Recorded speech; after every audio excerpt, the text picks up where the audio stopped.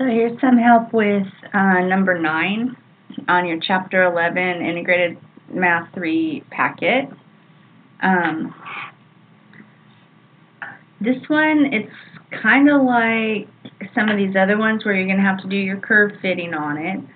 And so I did the curve fitting. That's not really what we're going to focus on right now, but I did, my curve fitting, and I was able to get A, and then you can do the, use the same techniques that you've used for some of the other problems, find A, B, and C. And then once you've done your curve fitting and you've found A, B, and C, then you're going to end up with an equation. And so when I did my curve fitting, A ended up being 0.04, and B ended up being negative 3.6, and C ended up being 100. So then it tells me to write an equation that fits this data.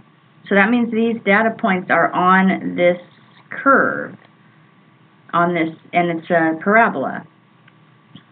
Use your equation to predict how many times an 80-year-old will misunderstand or misinterpret. So basically, now you went through all that trouble to find the parabola that these three ordered pairs fit on. So now you have a model. So now you could use it to make predictions on things. So that's why we even do this. But you have to be careful when you plug numbers in, because you have to use the order of operations. So the order of operations says parentheses, exponents, multiply and divide from left to right, and add, subtract from left to right is PEMDAS. So when you plug in your 80 where x is, you have to square it first. and don't make a mistake. It's 8 times 8 is 64, not 16. I made a mistake already earlier. So square it first, because that's your exponents, right? And then you're going to multiply and divide from left to right. So you got to multiply these two together. And then when you add and subtract, even your adding and subtracting has to be done from left to right.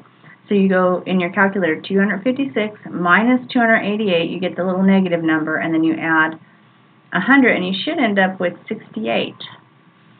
And the same thing with the 1.